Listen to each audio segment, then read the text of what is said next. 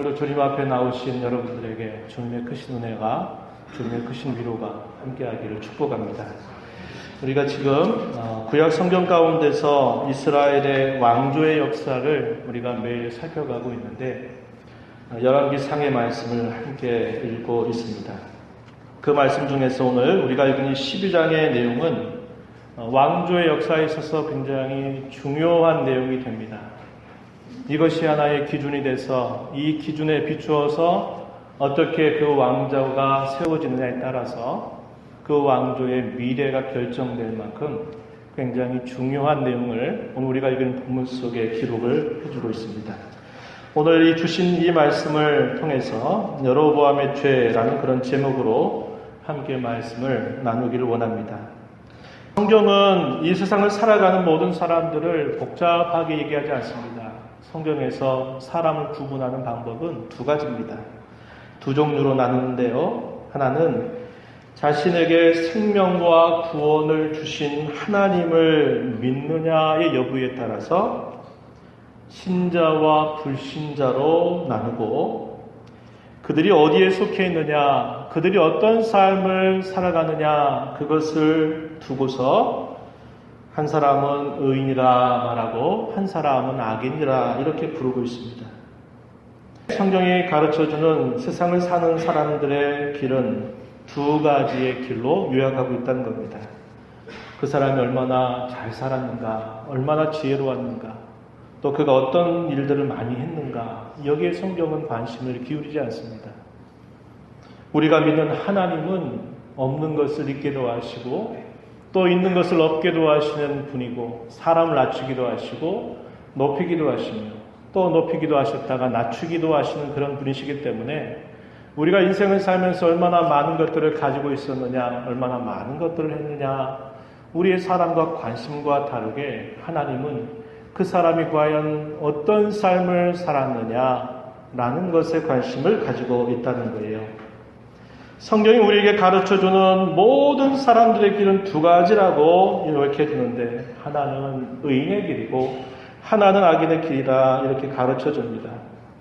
이스라엘의 왕조사, 이스라엘이 통일왕국을 이루어서 다스렸던 때나 솔로몬 이후에 남조와 북조 두 나라로 분열된 그런 역사를 우리가 잘 살펴보게 된다면 아주 그에 대한 분명한 표현을 우리가 살펴볼 수 있는데요. 하나는 의인의 길로서 다윗을 이야기하고요. 하나는 악인의 길로서 여로보암에 대하여 소개한다는 겁니다. 다윗이 그가 평생 동안 섬겼던 그의 신앙의 면모를 잘 따라가느냐, 아니면 악인의 대명사처럼 불려지는 여로보암의 길을 따라서 걸어가느냐, 이렇게 두 가지로 나누고 있다는 거예요. 우리가 이 말씀들을 보면서 오늘 이 여로보암의 길이 어떠한 길이었는가를 살펴보게 되면서 오늘을 살아가는 저와 여러분이 하나님 앞에 어떻게 우리의 삶을 살아가야 될지 점검하고 나아가게 되기를 바랍니다. 솔로몬은 우리가 잘 아는 바와 같이 굉장히 많은 부와 또 영화, 지혜, 또 수많은 그런 많은 것들을 가지고 누렸던 그런 인물입니다. 그는 많은 은과 금을 가지고 있었고, 그는 많은 말, 타고 다니는 말을 말합니다. 강력한 군사력을 가지고 있기도 하였고, 그뿐만 아니라 그는 참으로 많은 후궁들과 첩들을 그의 곁에 두기도 했었던 인물입니다. 이러한 내용들이 열왕기상 10장의 후반부의 내용을 보면 솔로몬이 가지고 있었던 그의 재산이나 그의 힘이 어느 정도였는가 하는 것들을 우리는 잘 살펴볼 수 있게 되고요. 11장 앞부분에 보게 되면 그는 이방 여인을 무척이나 사랑하였다라고 이렇게 말하면서 무려 후궁이 700명이 되고 첩이 300명이나 되는 사람을 거느렸다, 이렇게 이야기해주고 있습니다. 그런데 이 솔로몬의 이러한 모습은 약 500년 전 모세를 통해서 이스라엘 백성들에게 주셨던 말씀과는 너무나 반대되고 있다는 거예요. 하나의 예를 들면 신명기서 17장 14절로부터 17절의 말씀을 보게 되면 하나님께서 옛적에 이런 말씀을 주셨을 때가 있었습니다. 내가 내 하나님 여호와께서 내게 주시는 땅에 이르러 그 땅을 차지하고 거주할 때에 만일 우리도 우리 주위의 모든 민족들 같이 우리 위에 왕을 세우겠다는 생각이 나거든. 이스라엘 주변의 많은 나라들은 다 왕을 중심으로 해서 그 나라를 꾸려갔습니다. 그렇기 때문에 이스라엘 백성들이 가나안 땅에 들어가서 우리도 이방의 나라들처럼 왕을 좀 세웠으면 좋겠다 하는 마음이 들 때 이렇게 하도록 하여라 하시는 말씀을 주셨는데요. 신명기 17장 15절에서는 이렇게 말합니다. 반드시 네 하나님 여호와께서 택하신 자를 내 위에 왕으로 세우라 이렇게 이야기합니다. 그저 사람들이 뽑아서 세우는 왕이 아니라 여호와 하나님께서 세운 사람을 왕으로 세우라 이렇게 말씀하고요. 16절에서는 그는 병마를 많이 두지 말 것이요 병마를 많이 얻으려고 그 백성을 애국으로 돌아가게 하지 말 것이다 이렇게 이야기합니다. 그런데 아까 말씀드린 것처럼 이 솔로몬은 아주 좋은 말을 애굽에서 값비싸게 돈을 주고 그 말들을 사들여 와서 그 말을 대단히 많이 가지고 있었다는 겁니다. 말을 많이 가지고 있다라는 말은 그만큼 군사력이 강하다라는 것을 뜻하는 말이었어요. 또 17절에서는 또 이렇게 이야기했습니다. 그에게 아내를 많이 두어 그의 마음이 미혹되게 하지 말 것이다. 또 자기를 위하여 은금을 많이 쌓지 말 것이다. 이렇게 이야기했습니다. 4가지 정도로 이야기했죠. 너희 마음대로 너희가 원하는 사람을 왕으로 세워서 안 된다. 여호와께서 세우셔야 된다. 이거 하나. 그리고 말을 많이 두지 말라는 겁니다. 왜냐하면 말을 많이 두면 하나님을 의지하는 것보다 그 군사력을 더 의지하게 되기 때문에 말을 많이 두지 말아라. 이렇게 말씀하셨고 3번째가 뭐였냐면 아내를 많이 두게 된다면 그 아내에 의해서 미혹을 받게 될 것이니 아내를 많이 두지 말아라. 이렇게 말씀했고 마지막 4번째는 자기를 위해서 부를 축적하지 말라라고 이렇게 이야기했습니다. 그런데 솔로몬의 생애를 보게 되면 이 신명기를 통해서 500년 전 이스라엘이 왕을 세우게 된다고 할 때 이것을 주의해야 된다 그랬는데 이 솔로몬의 모습은 그것과 정반대로 서 있었다라는 것입니다. 특히도 이방 여인들을 사랑했다라고 하는 성경의 표현이나 수많은 후궁들과 첩을 두었다라는 것은 결국 그를 이방 종교에 심취하게 만들고 마침내는 하나님을 섬기는 것으로부터 배교하게 되는 그런 결과를 맞게 되었다는 겁니다. 그래서 하나님께서는 이 솔로몬이 죽게 되면서 이 이스라엘 나라가 2개의 나라로 분열될 것이다 라고 말씀을 하시게 됩니다. 하나님 말씀하신 대로 솔로몬이 죽게 되면서 이 솔로몬이 그토록 자기의 아주 신임했던 부하 여로보암을 통해서 이 여로보암에게 이스라엘의 10지파를 묶어주시게 되면서 북쪽을 중심으로 이스라엘 나라가 성립이 됩니다. 그러면서도 하나님께서는 이 여로보암에게 동일한 기회를 주시는 거예요. 어떤 기회입니까?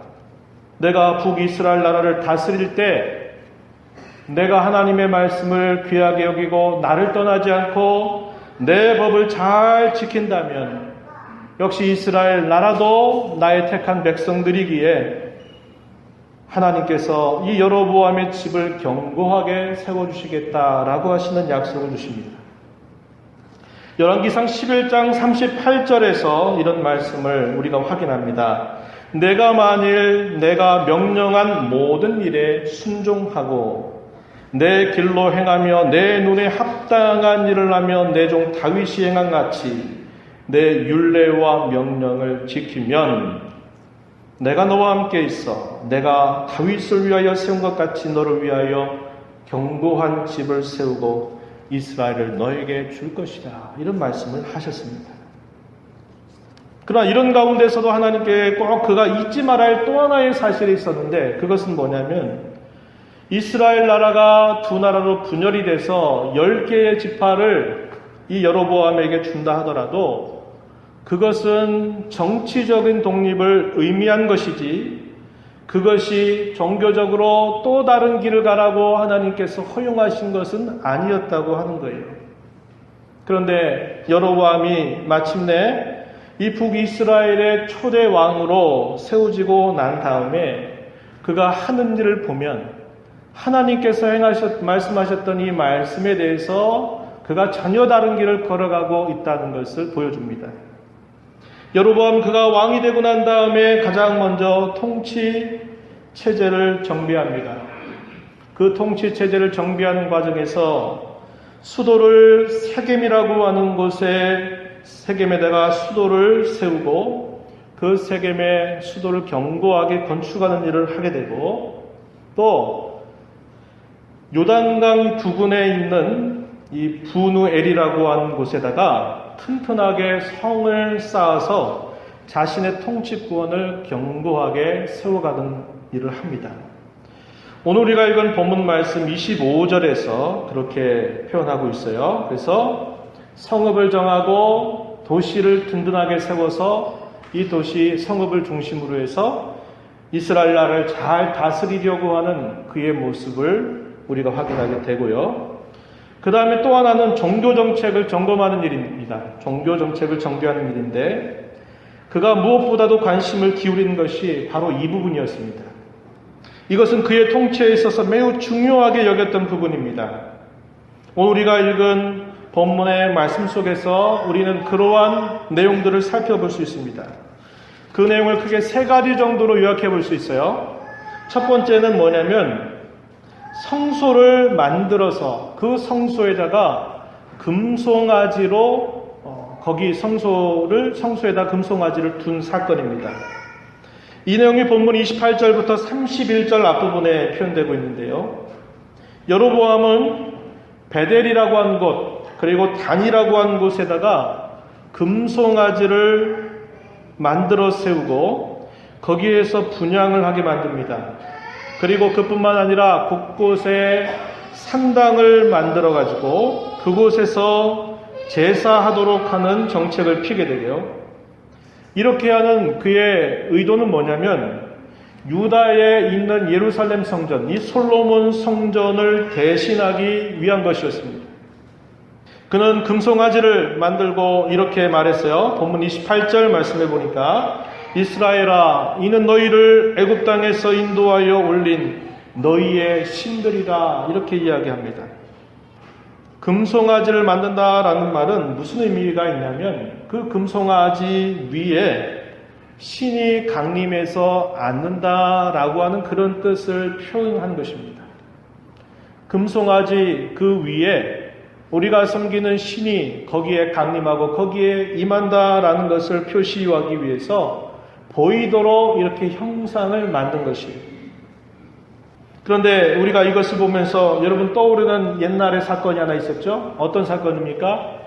이스라엘 백성들이 애굽에서 나와서 시내산에 도착했을 때 모세가 하나님께로부터 말씀을 받으려고 시내산 꼭대기에 올라가 있는 동안 백성들이 불안해서 자신들이 애굽에서 나올 때 가지고 왔던 그런 금들을 모아가지고 그것으로 뭘 만듭니까? 아론을 중심으로 해서 금으로 된 형상으로 송아지를 만들게 됩니다. 그러면서 표현하는 그 말이 오늘 본문에서 여로보암이 표현하고 있는 것과 너무나 그 표현이 비슷하다는 거예요.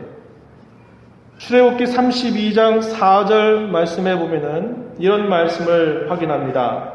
아론이 그들의 손에서 금고리를 받아 부어서 조각칼로 새겨 송아지 형상을 만드니 그들이 말하되 이스라엘아, 이는 너희를 애굽 땅에서 인도하여 낸 너희의 신이로다 하는지라. 표현이 거의 차이가 없어요. 옛적에 이스라엘 백성들이 하나님과 언약을 세운 다음에 그 언약을 단적으로 파기시켜버렸던 사건, 그 사건이 바로 이 사건이었어요. 시내산 밑에서 금으로 녹여가지고 금으로 송아지 형상을 만들고 그 송아지를 향해서 이 송아지는 애굽에서 우리를 건져내신 너희의 하나님이다 라고 이렇게 말했던 것입니다. 이게 하나님을 향해서 아주 반역하는 결정적인 사건이 되었습니다. 그래서 출애굽기 32장 이하의 말씀에 보면 하나님께서 내가 너희와 다시 내가 이 가나안 땅으로 올라가지 않을 것이다. 하나님과 언약을 세워서 하나님이 이렇게 해주시겠다고 약속했고 이렇게 요구하고 있는 동안 그 백성들의 마음이 방자해져서 눈으로 보이는 형상을 만들고 그 신을 따르는 일을 한 것은 하나님을 향한 배교와 같은 그런 범죄 행위였습니다. 그래서 하나님은 내가 너희와 다시 올라가지 않겠다라고 이렇게 말씀하시는 내용을 우리가 확인해 보게 되는 거예요. 여로보암이 하나님께로부터 이렇게 세움받아서 그가 이스라엘 나라를 다스리게 하자마자 그가 정비한 통치 체제 가운데 이 종교 정책을 펼쳐가는 그의 태도가 옛적의 그 큰 반역 사건과 똑같은 일을 범하고 있다고 하는 겁니다. 두 번째는 뭐냐면 제사장이 필요하겠죠? 이 제사장을 세웁니다. 본문 31절 뒷부분에 보니까 제사장을 세우는데 원래 제사장은 레위인들 가운데서 세우는 것이 하나님의 뜻입니다. 그런데 여로보암 왕이 어떻게 하냐면 원칙을 다 무시해버립니다. 누구든지 제사장이 되고자 하는 사람은 내게 나와라. 그러면 내가 제사장으로 세울 테니 그 제사장은 세우는 이 성소에서 베델과 단에서 또 혹은 산당에서 그 제사를 분향하고 집례할 수 있는 권한을 무작정 허용하는 그런 정책을 핀 것입니다. 이것은 대단히 불법적인 행위에 해당되는 것이었죠. 세 번째는 뭐냐면 그럼 언제 그들이 함께 모일 수 있는 시간을 가질 거냐. 이스라엘 백성들은 잘 아는 바와 같이 1년에 3차례 절기를 통하여서 그들이 중앙 성소로 모이게 했어요. 여로보암이 어떻게 하냐면 이 이스라엘의 절기를 정하는데 자기가 정하는 겁니다. 7월 중순, 이스라엘이 지키는 절기 가운데 7월 중순이 되면 소위 장막절이라고 해서 오늘날 우리가 생각하는 추수감사절과 같은 큰 절기를 지키게 됩니다. 그런데 딱 한 달 이후에 8월 15일부터 그들이 절기를 지키게 하는 거예요. 이 여로보암의 의도는 뭘까요? 이스라엘이 지키는 그 큰 절기를 딱 한 달 늦추어서 우리는 8월 15일 날 모인다. 그래가지고 그 백성들을 모이게 한 것입니다. 이것도 하나님의 뜻으로 나온 게 아니라 자기가 인위적으로 이 절기를 정하게 된 것입니다. 여로보암의 이러한 종교 정책은 그대로 계속 유지됩니다. 사실상 8월달 절기를 정한 다음에 그들이 처음 모였던 때가 있는데 베델에서 모이게 돼요. 오늘 우리가 읽은 말씀 가운데 33절 말씀해 보면은 이렇게 표현하죠. 그가 자기 마음대로 정한 달 곧 8째 달 15째 날로 이스라엘 자손을 위하여 절기로 정하고 베델에 쌓은 제단에 올라가서 분향하였더라. 이렇게 종교적인 정책을 펼치면서 첫 번째 온 이스라엘을 모으는 절기 8월 15일이 됐을 때 베델에서 모였던 것입니다. 베델에 모여서 분향을 하고 있는 중에 어떤 사건이 있었냐면 13장 1절부터 앞부분 5절까지 쭉 살펴보면은 하나님께서 한 사람, 하나님의 사람을 보내세요. 유다 땅에 있는 사람을 보내가지고 너 저 베델로 가라. 저 이스라엘 땅 베델로 가라. 이런 명령을 받습니다. 그래서 이 베델로 찾아오는 거예요. 찾아와서 그가 전하는 말이 어떤 말이냐. 13장 2절에 보면 제단아 여호와께서 이와 같이 말씀하시기를 다윗의 집에 요시아라 이름하는 아들을 낳으리니 그가 내 위에 분향하는 산당 제사장을 내 위에서 제물로 바칠 것이요 또 사람의 뼈를 내 위에서 살을 것이다. 이런 말을 전하게 됩니다. 이 말씀은 300년이 지나서 실제로 요시아 왕이 즉위하게 되면서 이것이 실제로 응하게 돼요. 이것이 응한다라고 하는 것을 징조로 보여주면서 하나님 어떤 일을 행하시냐면 3절에 보면요. 그날에 그가 징조를 들어 이르되 이는 여호와께서 말씀하신 징조라. 제단이 갈라지며 그 위에 있는 재가 쏟아지리라. 베델에 세운 그 제단, 그 제단에다가 금송아지로 형상을 만들어서 우상을 만들었겠죠. 그런데 분양하고 있는 그 제단이 갈라지게 될 것이고 재가 거기에 쏟아질 것이라고 이렇게 징조를 이야기한 겁니다. 어떻게 됐을까요? 징조대로 그렇게 됐습니다. 그들이 만든 그 베델의 제단이 갈라졌고 거기로부터 재가 쏟아져 나왔어요. 이건 무슨 말이에요? 하나님께서 결코 받아들일 수 없는 큰 죄악이니까 이러한 악을 행해서는 안 된다라는 것을 아주 극적으로 무섭게 보여준 사건이었어요. 그러면 여로보암이 어떻게 해야 될까요? 이렇게 하는 게 아니구나. 바꿨어야만 됩니다. 돌이켰어야만 되는데 여로보암이 돌이키지 않는 거예요. 두려워 떨면서도 자기가 세운 그 종교 정책을 그대로 유지하게 된 것입니다. 그는 계속 그 정책의 기조를 유지해가면서 하나의 길을 만들어갑니다. 그리고 마침내 죽습니다. 하지만 그가 닦아놓은 그의 길은 이스라엘 열조의 역사에 있어서 가장 악한 선례, 가장 악한 나쁜 본을 만들어주는 일이 됐다는 거예요. 그래서 그것을 두고 성경이 뭐라고 말하냐면 여로보암의 죄다 이렇게 말하고 또 다르게 여로보암의 집이라는 말을 사용하고 여로보암의 길이라는 이런 표현들을 사용한 것입니다. 그래서 이스라엘 나라가 흥망성쇠하는 그 모든 그 기준이 여로보암의 집처럼 했느냐 아니면 여로보암의 길로 행했느냐 여로보암이 범했던 그 죄를 따르느냐 그렇지 않느냐에 따라서 이스라엘 열조의 흥망성쇠가 결정되게 되는 그런 일이 되었다는 거예요. 열왕기상 13장 33절 34절 말씀에 보면은 이런 말씀을 확인할 수 있어요. 여로보암이 이 일 후에도 그의 악한 길에서 떠나 돌이키지 아니하고 다시 일반 백성을 산당의 제사장으로 삼되 누구든지 자원하면 그 사람을 산당의 제사장으로 삼았으므로 34절 이 일이 여로보암 집의 죄가 되어 그 집이 땅 위에서 끊어져 멸망하게 되니라 이렇게 표현했고 14장 16절 보면 또 이렇게 표현해요. 여호와께서 여로보암의 죄로 말미암아 이스라엘을 벌으실 것이다 이렇게 표현했습니다. 15장 26절에서도 이렇게 표현합니다. 그가 여호와 보시기에 악을 행하되 그의 아버지의 길 무슨 말입니까? 여로보암의 길로 행하며 그가 이스라엘에게 범하게 한 그 죄 중에 행한지라. 16장 7절에서는 또 이런 표현을 하고 있어요.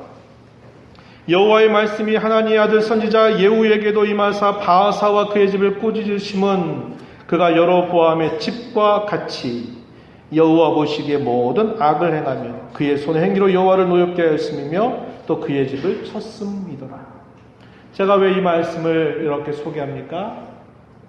이스라엘의 열조 사이에 있어서 가장 악한 선례와 기준을 남겨준 사람, 이 사람이 초대 왕이었던 여로보암이라는 거예요. 그래서 여로보암의 길, 여로보암의 집, 여로보암의 죄라는 말이 하나의 대명사처럼 계속 사용되게 되었다 이 말입니다. 왜 그랬을까요? 저는 그 이유를 두 가지로 생각해 보려고 합니다. 첫 번째는 뭐냐면 하나님께서 그에게 주셨던 소중한 기회를 오용했다는 것입니다. 여로보암이 왕이 된 것은 오로지 그가 이룬 게 아니라 전적으로 하나님께서 그에게 주신 기회였다는 것입니다. 하나님께서 선지자 아이야를 통해서 이스라엘 가운데 10지파를 찢어서 내가 너에게 줄 테니 이 이스라엘 나라를 잘 다스려라 이렇게 말씀하셨고 이 말씀한 대로 여로보암이 마침내 이스라엘의 왕이 된 것이 이것은 하나님께서 그에게 주신 소중한 기회였다는 것입니다. 잘 아시는 바와 같이 기회는 그 기회를 잘 살리면 유익이 되지만 그 기회를 잘못 쓰게 되면 화가 되는 것입니다.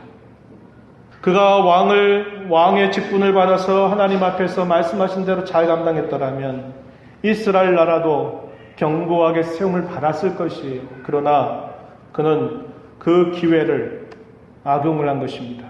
그래서 악한 선례의 대명사로 남게 되고 말았다 하는 것입니다. 우리에게 하나님께서 맡겨주신 것도 기회입니다. 기회. 건강이라고 하는 기회를 우리에게 주셨는데 그 건강을 통해서 허탄하고 험한 것을 위해 사용하면 그게 우리에게 화가 되는 것이죠. 하나님께서 우리에게 맡겨주신 재물이 있는데 그 재물을 지혜로운 청지와 같이 쓰지 않고 그 일을 하나님의 영광을 위해서 바르게 사용하지 못하고 그저 자기만을 위해서 쓰게 된다면 그 기회는 자기에게 화가 되고 마는 것입니다. 하나님께서 특별한 지위를 주시고 하나님이 특별한 어떠한 자리를 내게 주셨는데 그 자리를 주신 것 때문에 하나님 섬기는 것을 멀리 하게 된다면 그것도 혹시 기회를 잘못 쓰게 되는 것이죠. 하나님은 기회가 무엇이냐에 관심하는 게 아니라 그 기회를 과연 어떻게 썼느냐를 관심을 가지고 계신다는 겁니다. 그런데 우리 사람은 높은 자리에 있으면 좋겠고 우리 사람은 많은 부를 가지면 좋겠고 하는 것들에 늘 마음을 빼앗기게 된다고 하는 것이죠. 그 사람은 기회를 잘못 쓸 겁니다. 두 번째는 뭐냐? 종교를 통치의 수단으로 만들어버렸다는 거예요. 본문 26절, 27절 말씀해 보면은 그가 왜 이와 같은 종교 정책을 펼쳤는가 하는 그 생각을 읽을 수 있어요. 여러분 본문 27절, 28절 한번 보세요. 그의 마음에 스스로 이르기를 나라가 이제 다윗의 집으로 돌아가리로다. 만일 이 백성이 예루살렘에 있는 여호와의 성전에 제사를 드리고자 해 올라가면 이 백성의 마음이 유다 왕된 그들의 주 르호보암에게로 돌아가서 나를 죽이고 유다의 왕 르호보암에게로 돌아가리로다 하고, 여로보암의 생각 속에 왜 그런 잘못된 종교 정책을 펼쳤느냐? 이들이 다 마침내는 유다의 왕인 르호보암에게로 돌아가지 않겠나, 그리고 나를 죽이지 않겠느냐 하는 것에 대한 염려 때문에 이스라엘 백성들이 가져야만 되는 그 종교, 그들이 역시 여호와의 절기가 되었을 때 그들이 예루살렘에 올라가서 거기에서 하나님이 이름을 두신 그곳에서 그 절기를 지켜야 되는데, 그들이 행여나 그 땅으로 가다가 그들의 마음이 돌아설까 두려워한 나머지 이 베델과 단이라고 하는 곳에 성소를 만들고 거기에 우상을 만들고 거기서 지키도록 했다는 것입니다. 북이스라엘을 하나님이 세워서 그에게 주었지만 여로보암은 하나님의 말씀을 신뢰하지 않았습니다. 안중에 두지도 않았어요. 하나님께서는 여러 차례 말씀하셨어요. 내가 이렇게 잘하면 내 다스리는 내 나라를 견고하게 세워줄 것이고 너의 집을 든든히 세워줄 것이다. 이렇게 하나님께서 말씀하셨어요. 그럼 굳이 염려할 필요가 없는 거예요. 근데 그렇게 하지 못했다는 겁니다. 하나님의 말씀을 잘 따르는 한 그 자신의 나라와 집은 견고할 것이라고 여러 차례 말씀하셨는데, 여로보암은 자기 스스로의 길을 찾아 나선 겁니다. 모든 이방의 나라들이 한 것과 똑같은 행동을 한 것이에요. 그가 종교정책에 힘을 기울이는 것은 그 종교를 바르게 세우기 위한 것에 마음이 있는 게 아니었습니다. 그는 자기의 통치를 강화시키기 위해서, 그들의 마음이 다른 것으로 빼앗기지 않게 하기 위해서 그러한 잘못된 종교정책을 펼치게 된 것입니다. 여로보암에게 있어 종교는 뭐예요? 목적이 아니에요. 그것은 수단입니다. 자기의 통치를 강화시킬 수 있는 하나의 수단에 불과했다는 거예요. 그의 종교는 순전히 자기 하고 싶은 대로 하는 종교였고 우상 숭배에 불과했었다라고 하는 것입니다. 말씀을 했습니다. 저와 여러분 모두는 여로보암의 길을 가고 싶어 하지 않을 것입니다. 우리 모두는 다윗이 갔던 길을 걸어가고 싶어 할 것이에요. 다윗의 길은 그의 걸음이 온전했다라는 것을 의미하지 않습니다. 잘 아는 바와 같이 다윗의 삶은 많은 고난으로 점철된 삶이었고 그가 왕으로 세우고 나서도 얼마나 많은 고초와 시련과 아픔을 당했었던가요? 우리는 사무엘 상하의 말씀을 읽으면서 그 사실을 분명하게 확인했어요. 그러나 그의 가는 걸음이 잘못과 죄로 인해서 그의 가는 걸음이 빨리 못 가고 더디게 천천히 가는 걸음이었다 하더라도 그는 자신보다 앞서갔던 신앙조상들의 길을 한결같이 걸어갔다라는 것을 우리는 생각해야 된다는 겁니다. 하나님과 우상을 향해서 두 마음을 품지 않았습니다. 겉으로 하나님을 섬긴다고 말하면서 속으로는 다른 우상을 따라가지 않았다는 거예요. 그의 마음은 오직 하나님을 향했습니다. 그 하나님을 향하는 걸음에서 자기의 죄와 잘못으로 인해서 그 길을 가는 속도가 너무나 더딘 때가 있었지만 그는 하나님 외에 다른 신의 마음 빼앗긴 적이 없었다는 거예요. 이걸 두고 뭐라고 말하냐면 다윗의 길로 행하였다라고 이렇게 말하는 것입니다. 우리는 이 말씀을 기억하면서 우리의 신앙이 어떠해야 될까를 배워야 돼요. 우리의 신앙은 겉으로는 하나님의 이름을 부르면서 우리 마음속에 다른 의지할 것들을 만들어 놓고 견눈질하고 거기에 마음 빼앗기고 겉으로는 입술로는 하나님 앞에 고백하면서도 정작 우리의 마음이 다른 것으로 갈라지는 그런 식의 신앙생활을 해서는 안 된다는 거예요. 견눈질해서도 안 됩니다. 견눈질하다 보면 어떻게 될까요? 하나님을 수단으로 만들어버려요. 내가 더 잘 살기 위해서, 내가 더 잘 먹기 위해서 하나님 이름 부르고 내가 뭔가 더 누리기 위해서 하나님 앞에 뭔가 봉사하고 이런 일들이 가능하게 된다 이 말이에요. 큰 일의 시작은 작은 일부터 시작이 됩니다. 우리의 인생 전체로 가는 그 길은 저와 여러분이 오늘 지금 내딛는 내 한 걸음부터 시작이 되는 것이에요.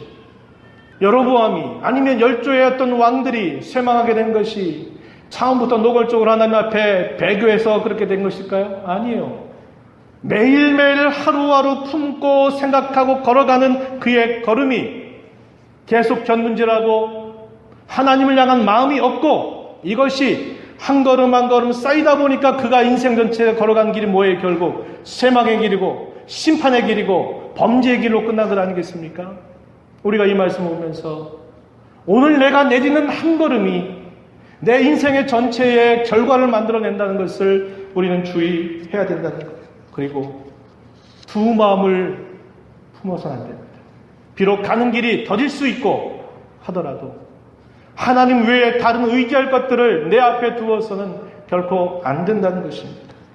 저와 여러분의 허락하신 우리의 미래가 어느 정도 남아있을지 아무도 가늠할 수 없지만 우리는 오늘이라고 하는 지금 이 순간 하나님을 향한 걸음을 향해서 걸음을 내딛어야 되고 결단하지 않으면 우리의 인생에 대한 어떤 것도 장담할 수 없게 된다는 것을 기억하면서 바로 지금부터 바로 지금 이 순간부터 내딛는 우리의 걸음이 다윗의 길로 행하게 되는 복된 삶이 되기를 진심으로 축복합니다.